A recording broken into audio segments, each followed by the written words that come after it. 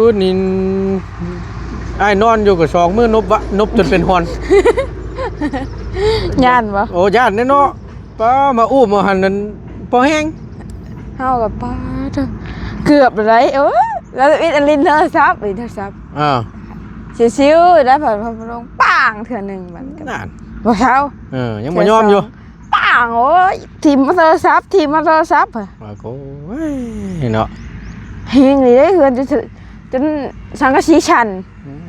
แบบมันดังบัดน่ะฮะ ยังดีอยู่มันชันเนาะ เอ็นเลย แต่ว่าสิไปนี่เรียบร้อยเด้อดิ บ่ยัง ตายโต โอ้ย ฮะ ยัง ยันเพิ่นเลิกได้บ่จัก เพิ่นเพิ่นเลิกเนาะเพิ่นเสียใจเพิ่นให้นี่แหละเพิ่นเลิกได้เพิ่นเสียใจแล้วเพิ่นให้เด้ เขาซั่นก็ยันเมียเพิ่นจับได้เนาะ แม่นเลย ให้กันบัดนี่ ให้กัน น้ำตาเพิ่นบ่นี่น่ะ น้ำตาเพิ่นได้ เ เสียใจเด้อกหัก อกหัก อกหักบอกเมียบ่ได้เทวดาแท้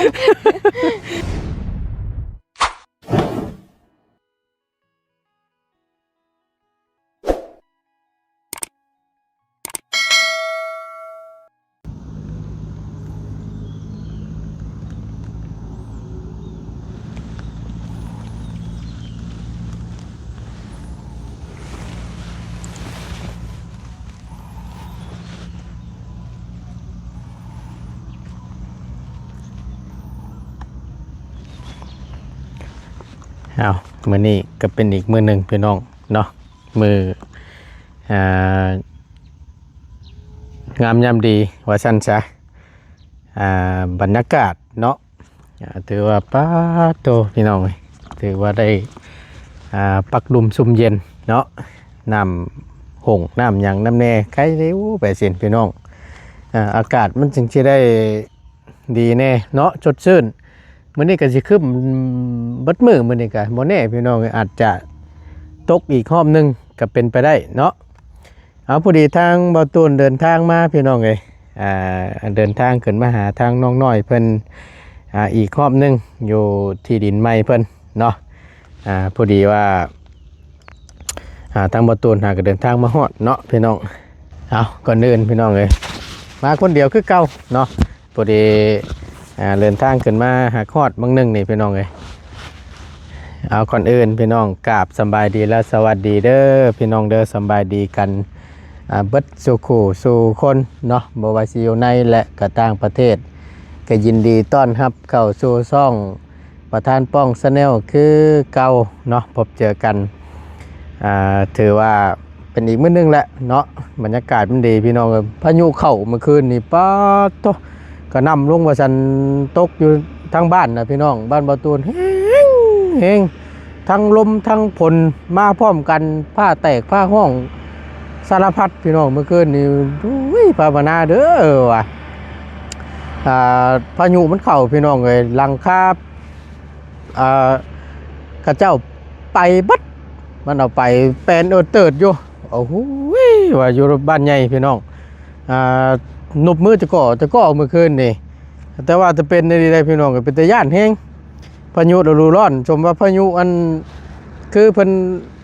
ข่าวดีนี่ว่ะว้าวขอโทษนะพี่น้องที่สโลโชเชกันเมื่อวานนี่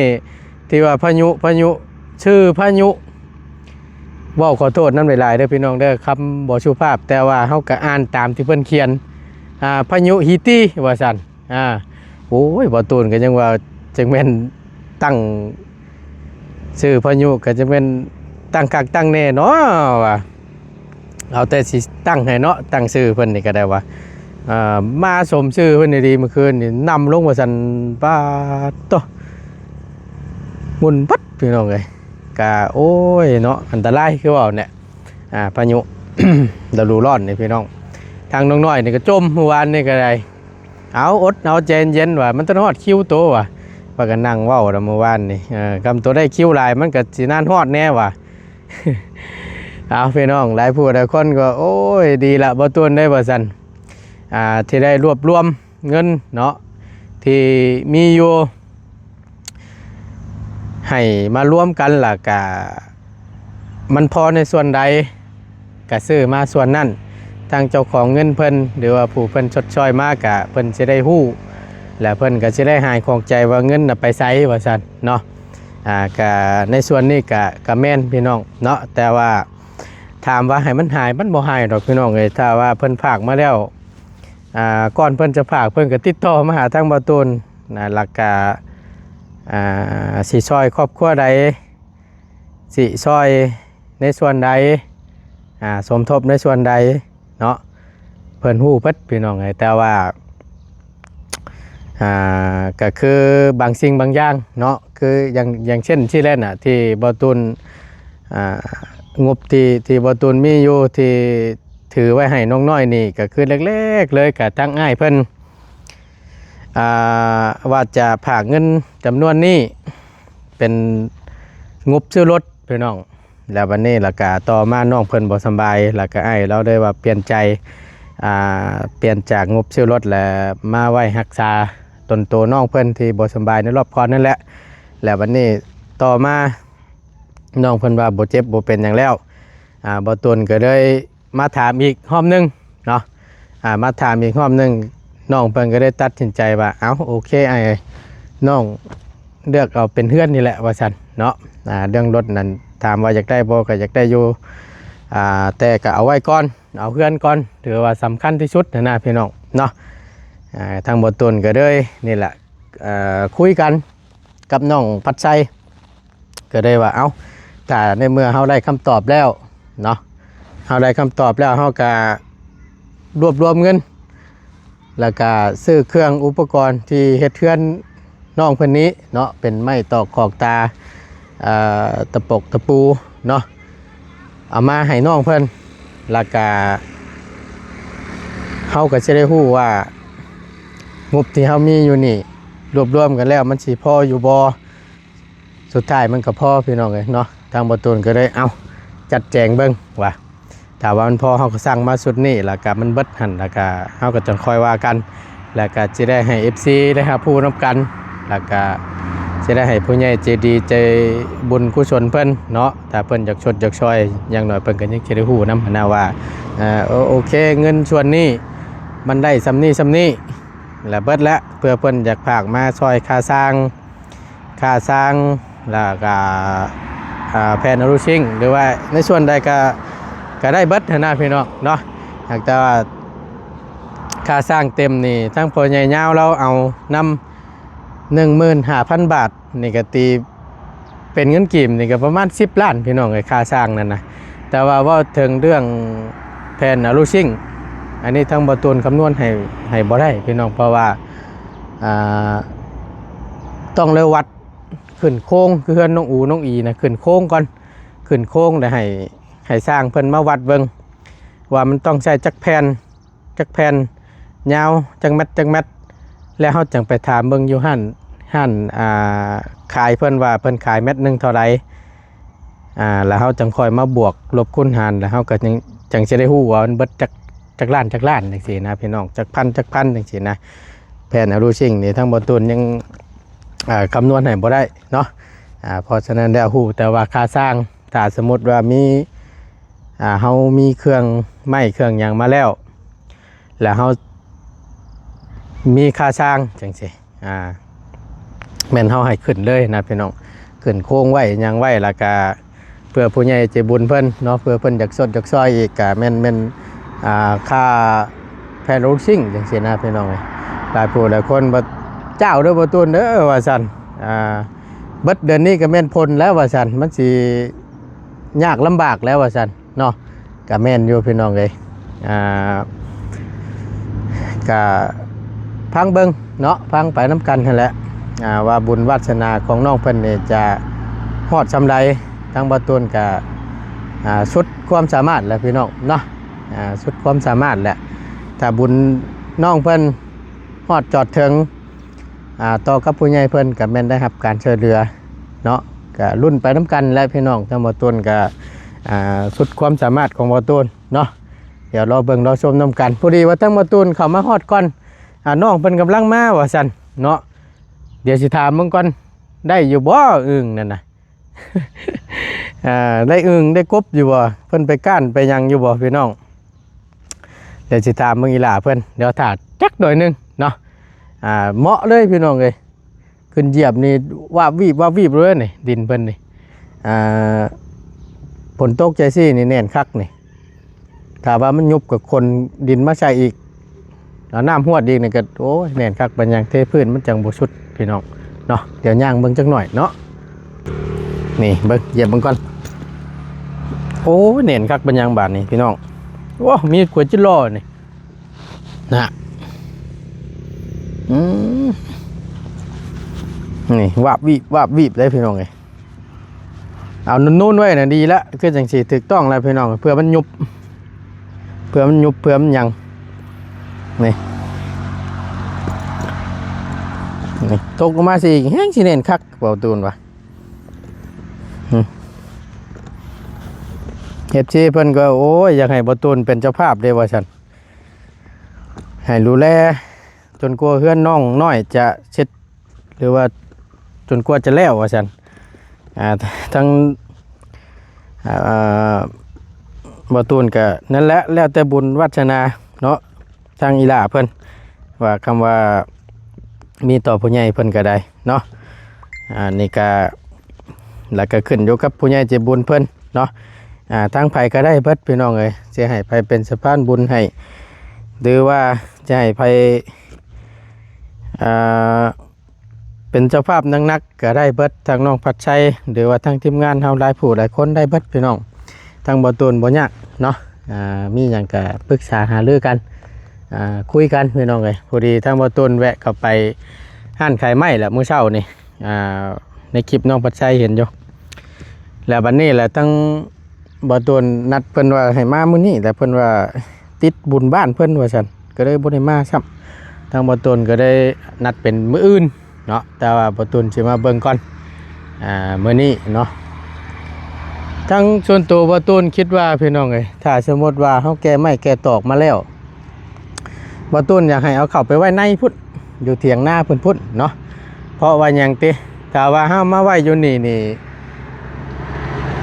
มันสิบ่มีผู้เผาพี่น้องไม่เขาคนสิรักกันนะเพราะฉะนั้นแหละเอาไปไว้อยู่เฮือน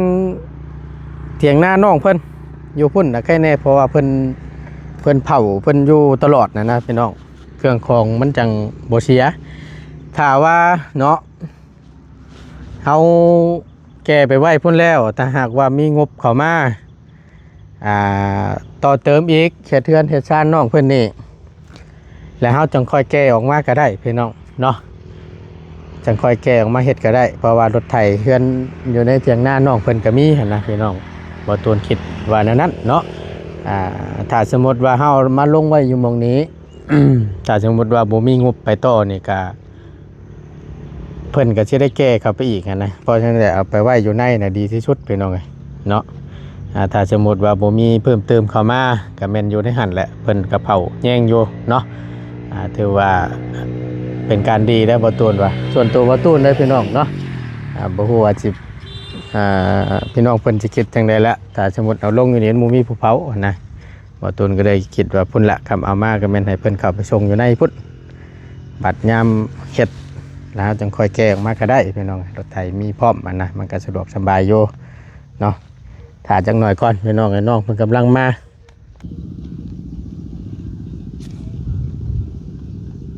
แล้วพี่น้องมาเลย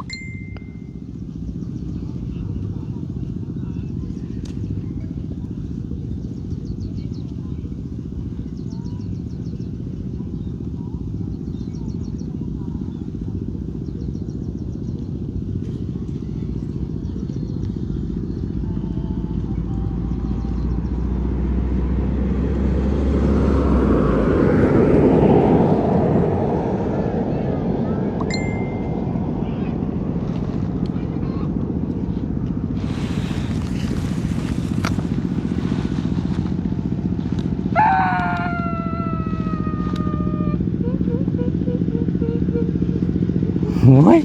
จอนดีมาแล้วพี่น้องแรงป่าบมาถึกแพงแรงไว้ก่อนเพิ่นว่าเว้ยเนาะ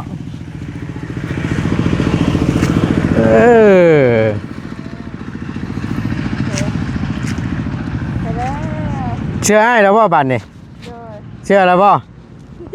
จักใช่ ฮะ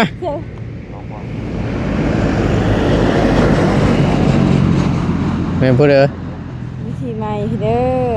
อ ไผน่ะ ค่ะเชิญรางวัล ฮะอย่าบ่ตา ใช้ประตูก็ยังบ่เห็นจับ หากระฮอดว่านี่ เห็น นี่ แม่หาตอนนี้ โปรดโพของแนวย่างบ่ได้เผาวะเวินเจนเวินแล้วมาเรียนเชิมจันทร์ชมไปตามป้าตามรอนพู อันนี้ก็ใส่เกินเลยคือคักแท้ บ่มันกะเนาะกระตัวกระเบิ้งกว่านั่นท้องผ้าขี้ตอกขี้ตมมันตกลงไปแค่แนมมันง่ายเด้ เออสบายดีเด้อ สบายดีล่ะ มันก็ต้องเบิ่งตามสภาพมันได้เนาะเอ้ยเห็นว่าก็ได้เนาะ เลย มันหยังมันแปลกตาบ่ แม่นเลย มันบ่คือบ่เอ้ยเนาะ เขาไม่ได้เห็นนั่นเลยค่ะเขาเคยเห็นตลอดเคยเห็นตลอดเลยไม่เห็นคนเลย พุ่นบ่ตูนไปจอบอยู่พุ่นได้พี่น้องเอ้ยเบิ่งเพิ่นสิมาบ่ได้แม่นาลีเลินชมไปเลาะมานำหมดน่ะเลยอยู่บ้านนี่ตายคักบ้านนี่ว่ะโอ้ยเนาะโอ้คักน้อยเนาะทางนี้แห้งอยู่บ่พ่นน่ะ แห้งน้อยนึงตั้งแต่เมื่อคืนนี่หัวแล้ว แต่เมื่อคืนคือกันเด้ทางบ้านนายก็ได้ ผ่าเปียงพลังหลายกว่าเฮือนจนทะเนื้อนเฮือน เฮือนนะว้า ถ้าแห้งกันดีได้ เกิดจะมีโทรศัพท์ที่มากยุบโทรศัพท์แต่ตาโทรศัพท์ว้าจนเซนกูจะตายแล้วกูจะตายก็ไม่จักว่าคือมันสื่อแบบปังมาคือมันสื่อตรงหัวนี่ได้ ตัวกระหูโยผ้าเหลื่อมผ้าแตกตัวยังดินโทรศัพท์เนาะ แต่โทรศัพท์ เ เบนหุงเลยตอนไฟดับ ก็ขี่ยุ่นไว้ตัวขี่ยุ่นไว้ เวลาขี่ยนต์ เอาการบิน โอ้ ปิด ปิด สัญ ย ญาน ณ ต์แล้ ซิ ว มสัญญาณอินเทอร์เน็ต ปิดแล้ว ปิดแล้ว ปิดแล้วแต่ว่าเปิดแฟลชได้ คักอยู่แล้ววะบ้านนี่ปักลุมซุ่มเย็นอยู่แล้ววะ ค่ะ สมชื่อมันอยู่แล้ววะเนาะ แม่นเลย พายุหยังฮะตึกใจเพิ่นโอ้ยเนาะ สมชื่ออยู่นะ สมชื่ออยู่ มาเฮงเนาะ มาแห้ง นาน เพื่อนจนเสนือนมาเลย ตีคักเลยดิ คักเพื่อนจนเสนือนมาเลย โอ้ยทางบ้านได้คือกัน อยู่ในบ้านโคกใหญ่นั่นเอาไปหลังคาหนึง โหน เพื่อนเราเป็นเพื่อน2ชั้นเด้ โดย ข้างล่างปัดกอเช่นนะแล้วทั้ง โด เทิ ย งเป็นไม้หลังคามันเอาไปปัด บ่เปียกบ่ไหวเปียกอะไรเนาะ มันจิเรือยักหลังคาปกคลุมเพื่อนหลังทั้งหลังตัวกะ เนาะ เอาไปบัดอ้อมยอบอยู่แต่กระบะกูบอกพี่น้องเลยแห้งดีเลยเมื่อคืนนี่นั่นป๊าดต๊ะ แห้งทางของบ่โดนปะได้ บ่หล่นบ่ บ่ คืนนี้ไอ้ายนอนอยู่กับสองมือนบวะนบจนเป็นฮอน ย่านบ่ โอ้ย่านแน่เนาะป้ามาอู้มาหันนั่นพอแห้ง เฮากับป้าเด้อเกือบไรแล้วอีอันลินโทรศัพท์อีโทรศัพท์ชิวๆได้ผ่านพลงปังเทื่อนึงมันก็ นั่น บ่เช้า ยังบ่ยอมอยู่ ปังโอ้ยทีมมาโทรศัพท์ ว่าโอ้ยเนาะ เฮงนี่ได้เฮือนจนสังกะสีชันแบบมันดังบัดนะฮะ ยังดีอยู่มันชันเนาะ เอ็นเลย แต่ว่าสิไปนี่เรียบร้อยด้วยเลย บ่ยัง ตายตัว ดู โอ้ยเนาะนี่เด้พี่น้องก็ถือว่าเติมนึงแล้วเบิ่งน้ำจนหงนี่เขตน้ น้ำจนหงเห็ดคันใหญ่ๆเนี่ยป้าโธ่ ำเป็นหนองปลาปลาเลย น้องปล่อยปลาคักพี่น้องเอาทางบาต้าสิมาสันบ่ ดู เอาย่างมาเมื่อยๆนะ ขอบใจ น้ำส้ม พอมีแห้งกินแล้วบ่เขา กินแล้ว ได้ยังกินนะ มีบ่ ได้มีกินมีบ่ เผลอซื้อเผลอมัน ซื้อเผลอ มีมีนี่ แม่นเผลอไม่มี ใครอยู่ดอกสันเนาะจะได้มีเหือมีแห้งเนี่ย เด้อ พอดีว่าเมื่อนี้อันนั้นเด้อที่แรกไงว่าจะเอาไม้มาให้แล้วบัดนี้แหละอยู่ในบ้านผู้เพิ่นขายไม้นะเป็นบุญใหญ่บุญบังไฟนี่แหละ โดย แล้วเพิ่นก็เลยบ่สะดวกมันนี่ โดย อาจจะเป็นมื้ออื่น โดย เพิ่นว่านะ มื้อนี้ก็เฮาก็คือยันสิฝนตกอยู่มื้อนี้ โอ้ยบ่ต้องย่าน คำแม่นอันนั้นก็ มันต้องมาแหละชั่วโมงหลายชั่วโมงหนึง บ่เฮาบ่กำลังเฮ็ดมาก็ตายแล้วเลยเฮาเนาะ ตายแบบใด โอ้อิหยังก็บ่ได้มี โอ้ ก็พอตกมาก็สิไปลี่ใส่ นี่แล้วกอดนั่นกบมันตะเป็นนี่แหละ อ่า เอามุยหมองดิฮัลโหลเนี่ยนั่นนั่น อ่า โอ้ย กระท่อมทำใจตัวมันแล้ว ดิสิเป็นเหรอ อ้าวอย่างหน่อยมันก็เพื่องนึงได้น่ะ เครื่องหนึงก็ไปมาแล้ว โอ้ย สาวมันยังแน่นอยู่สาวมันนะ ฮะ สาวมันยังแน่นอยู่เด้ เช้าวันนั้นบ่เช้าไม่แก่นเด้อ แม่นเลย อื ไม่ ม แก บ่เป็นหยังมันบ่ตกหรอกเว้ยเห็นว่าก็ได้ มันตกทั้งอื่นแล้ว โดย มันก็มีแต่ผลนั่นแหละลงมาน่ะ มีผลก็ใครอยู่บ่มีภาพเรือมาเฮ็บอีหยังลม โอ้เรื่องผ้าเหลื่อมผ้าแตกนี่มันก็แนวมันแล้วเหยคู่กันนั่นแหละตัวน่ะ เนาะ แต่ว่ามาเก็บนี่ จัก ก็ กระเจ้าเฮ็ดจักเทวดาเฮ็ดมาเนาะให้มันแตกก็แบบเปียง เออ เวลาอันนั้นมันไปผ่าต้นไม้ต้นใดก็แบบเฮ็ดไปเลย อืม ดิ บ่อันว่าอันฝนตกนี่เพิ่นย่าแล้วบ่เทวดาน่ะ ยัง ฮะ ยัง ยันเพิ่นเลิกแล้วประจักษ์ ยังเพิ่นเพิ่นเลิกเนาะเพิ่นเสียใจเพิ่นให้ เออ นั่นแหละเพิ่นเลิกได้เพิ่นเสียใจแล้วเพิ่นให้เด้ ก็บ่ซั่นก็ยันเมียเพิ่นจับได้เนาะ แม่นเลย ให้กันบาดนี่ ให้กัน น้ำตาเพิ่นบ่นี่น่ะ น้ำตาเพิ่นได้ เออ เสียใจเด้อกหัก อกหัก อกหักบอกเมียว่าได้เทวดาได้ พี่น้องเพิ่นก็ยังเจียวอยู่โอ้ยน้องน้อยก็จังเพิ่นสร้างเว้าเนาะว่าซั่นเทวดามีเมียน้อยว่าซั่นฝนยังบ่ตกว่าซั่น อันนี้คือกันนะอกหักบอกเมียว่าได้ อืม นั่งให้อยู่เหรอ สันนาคำบอกเนาะตัวแกโอ้ เออ บ่ได้หัวนำพี่น้องเทวดาที่มีเมียน้อย เอานี่แหละมันถึงคิวเลยเด้ โดยยอดยามฮอดมือมันน่ะดิ มันถึงคิวเลย เห็นบ่ซะตัวเว้ามื้อน่ะอ้ายมันคือหล่นแท้ว่าซั่นนายบอกอยู่มันจับบัตรคิวกันยังวะ บ้านนี่เนาะ ก็ว่าเจ้าว่าอันนั้น ถ้าว่าถึกคิวที่5ที่6มันก็มาไว้สิเด้ แม่นเลย อ่า จักอยู่ทางใดก็เฮาเบิ่งเมื่อกี้นี่พ่อเฮือนเขาจนปิวไปหมด หึ เฮือนเขาจนปิวไปหมดจักคนตกทางใด บ่เจ้าว่าอันเดียวกันกับงงง่ายนี่จัก บ่แม่นทางนี้ บ่แม่นบ่ อยู่บนบ้านอื่น บ้านใด เฮาเห็นอยู่ ในเฟซบ่ โดย อืม เมืองบาตาพังเมืองบาตา เบิ่งสิเบิ่งให้มันต้องมีแหละบ่ตูนนะ จักอยู่ทางใดอยู่เวียดบ่อยู่ผู้แถว อยู่เวียด อยู่เวียดก็แม่นอยู่ฮู้นแถวน่ะ ทางใดล่ะ ทางลุ่มพุพูน ลุ่มก็จักลุ่มใช่เนาะเฮ้ยมันวึดเลยบ้านเด้น่ะเห็นว่ากะ จนอันนั้นนะจักสิว่าไปแต่หาก็บ่จัก ได้บ่อึ้งว่าจะเจอ บ่เฮาบ่ได้ไป ไอ้ายตัวได้ไปก้านอยู่บ่ เด็กกบ2ตัว ว่าแล้วคำว่าฝนตกน่ะมันมีอยู่บ่แถวเขตนาตัวน่ะทุ่งขี้ลายแท้อ้ายวะ มีหลาย อืม คำคือนี่ผ้ามันเรื่องแตกนี่ได้ผ้าด่างแตกนี่ ออก มันเถื่อก็แต่ละปีนะคะได้เถื่อ2-3ของแล้วคำออกหลายเลย ตัวขายบ่เฮ้ย กินอเมียนกิน ฮะ อเมียนกิน อืมเพิ่นขายอยู่บ่แถวนี้ก็ขายได้เนาะ ขาย ก็ว่าเพิ่นได้หลายเนาะ เลย กดได้ หรือ เลยนะ เห็นได้จากโตก็9โต2แสน เก้าตัว2แสน แม่นเลย บ่แม่นแล้วไอ้วะเก้าตัว3แสนพุ แม่นบ่ ว้าโธ่ แพงได้อึ่งหน้าเลขนี่ เฮาสิไปหามาขายก็อยู่ทางนี่ อ้าวแม่ล่ะก็ตัวหาได้นั่น มันแรงก่อนมีแต่ได้กระปูนั่งกันจุ้ยอยู่เลย โอ้จิ้ม จิ้มกัน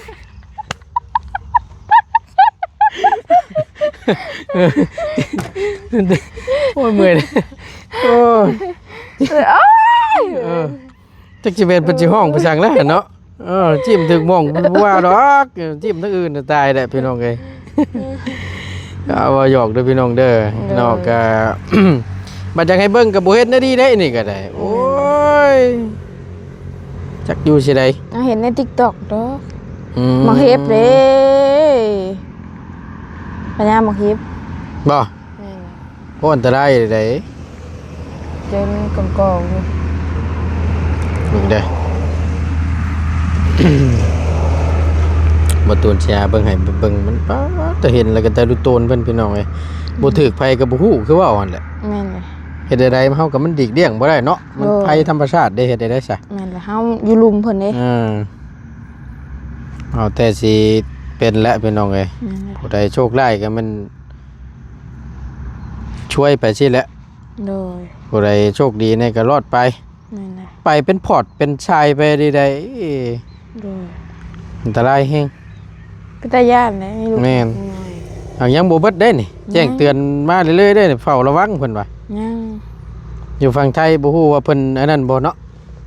พายุเข้าคือกันบ่ดูว่านั่นใดพี่น้องเอ้ย อยู่ไทยเลยทางเรื่อยค่ะบ่ะ อยู่จังหวัดใดอ่า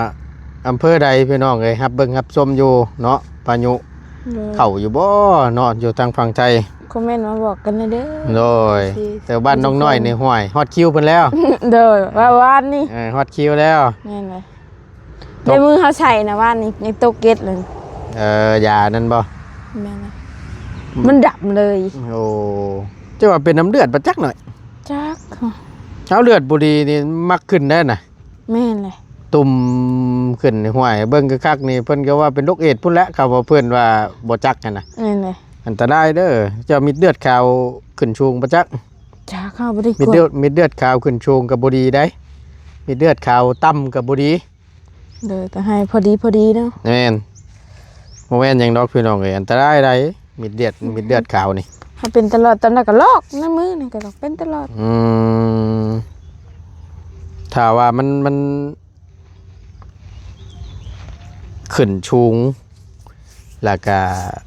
มันเสี่ยง โดย เสี่ยงสิเป็นมะเร็งมิดเลือดขาวนี่โอ้ยตายรถ กี่ได้กี่หลายทำเนาะได้เฮา อันนี้แหละสิบ่ทันได้ผัวชำได้ไอ้วะ บ่ทันดอก โมเมนต์อย่างดอกมันสีนั้น คำได้เป็นมะเร็งแล้วนั่นยากมิดเลือดขาวนะ โดย ย่านแห้งพี่น้องเลยเหมาะละบาทนี่น้อยเลยแน่นคักว่ายังไอ้ขึ้นไปเหยียบเบิ่งเมื่อกี้นี่ เหยียบเลย เหยียบแล้ววาบมาเหยียบมันกว่าตัวกะเกิดมาเลาะเบิ่งเมื่อกี้นี่ตัวนุ่นๆอย่างซี่ล่ะถึกละเวลาฝนมันตกลงมาใส่อีกมันยุบลงอีกเจ็บพอดีนั่นเลย โอ้ขักขนาดเนาะ นี่มีขวดจิรอพร้อมนะฮะ มี น่ะตะปุอยู่ แม่นโอ้บ่ได้เสียมคุดจิหล่อขัวกินเนาะ ก็โอ้ยคักเลยหน่อย หาคุดจิหล่อขัวกิน เอานี่น่ะมาเคลียร์มันก็บ่เชื่อนิ่งเลิกอยู่ว่าซำนี่น่ะ บ่เลิกดอก นี่ จักใส่เสียมเข้าไปแล้วก็บ่ได้ เสียมบ่ใช่ก็เห็นอยู่ ได้ ใช่ ได้ มามึงดูมาเคลียร์มึงดูเน่นคักปัญญังบาทนี่เหมาะพี่น้องตกลงมาอีกนี่ก็โอ้ยยังสิอิ่มคักดินเพิ่นนี่แต่ว่าให้มันยุบลงวิดคานนี่ก็คักคือกันเพราะว่าอย่างเทวัดเวลาเพิ่นเทพื้นเพิ่นจังบ่ได้ต้องตักดินออกนะพี่น้องเทขึ้นมาเสมอกับพื้นเลยเสมอกับคานนี่เวลาเทพื้นเทหยังนะถ้าว่าดินเสมอใส่กับคานแล้วบัดเพิ่นสิเทมันสิชูงขึ้นดิ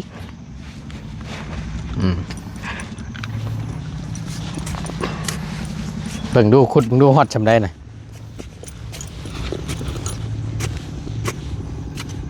นี่บั่นหูนครับ เด้นั่นเด้ หากระลงได้อยู่ประมาณ20% น้ำซึมลงฮอดพี่น้องเอ้ย ใช่เลย ที่เรือก็แม่นแห้งกุ้นๆอยู่ลุ่มน่ะ ใช่ป่ะ บ่แม่นน่ะนะแล้วจ้าง อูแพ้วมัน จ้างตัวก็บ่เห็น โอ้ นั่นน่ะตรงนี้ยังผงกุ้นๆอยู่ โอ้มันลงบ่อนเนาะ เพราะว่ามันไปรอบโลกแล้วนะ อีนี้โอ้ อืม ช่างเป็นเลยคุดไว้ก่อนเนาะไปถูกมัน ไว้แล้วนี่น่ะ ยังบ่ทันได้ฮอดใส่ นี่เลยยังเป็นอันนะฮะว่ามันแน่นเลย พุ่นแล้วให้มันตกแห้งกว่านี้อีกเดี๋ยวมันก็สิยุบลงอีกนี่คักแล้วพี่น้องเอ้ย โอ้ยอยากขุดที่เราหัวกินได้เนาะ อ้าวสิย่างยังหาเลาะเบิ่งตัวมีบ่น่ะ คืออยากกินข้าวอีกแล้วป่ะ คืออยากกินข้าวอีกแล้วว่าเคยกินเผือมากกินนี่ว่าอยากข้าวอีกเลยก็โพดติเห็นว่ากันเนาะ เด้ๆขวดนี่ โอ้มีขวยแล้วหน่อยเนาะ มีอะไร โอเคฉันบ่ได้จังค่อยหาคุดจิรอนี่ ตรวจไปนะโอ้ ฮะโอ้นี่ปั้นเพิ่นหู้ได้นี่ ตายแล้วน้อย เลย ไอ้ว่าถ้าสมมุติว่าเอาไม้มาชงเดี๋ยวเข้าหน้าพุ่นได้หน่อยเนาะ แม่นเลย ถ้าไว้อยู่นี่ยัน เดี๋ยว ตู คนรักเอายั ยันตูบ่มาเผาพอมันนี่ แม่นเลย ไอ้ยันว่า จักมือนะฮะสิได้เฮ็ดอีกบ้านนี่กัน แม่น แม่นเลย ไอ้ก็เลยว่าเอาคำว่ามาแล้วแม่นเอาเข้าไปในพุ่นแหล้ว โดยบ่เห็นซ้ำตัวกัน เอาพอแล้วจังหาเบิ่งมาเลยเนาะ โดย มาฮอดแล้วพี่น้องเอ้ยเบิ่งน้ำกันมื้อนี้ผู้ว่าสิตกอีกบ่หรือว่าจังใดเดี๋ยวรอเบิ่งรอชมน้ำกันพี่น้องเนาะ โดย นี่แต่ว่าทางบ่ตูนสิขอจบคลิปปิดคลิปก่อนเด้อพี่น้องเด้อเพื่อเป็นการบ่เสียเวลาเดี๋ยวมันสิยืดสิยาวเนาะ โดย ลำลาแหละสำหรับคลิปนี้ก็ได้ สบายดี อยู่ดี เด้อ มีแห้งสำบายดีละสำบายดีไปเจอกันเด้อพี่น้องสำบายดีเด้อ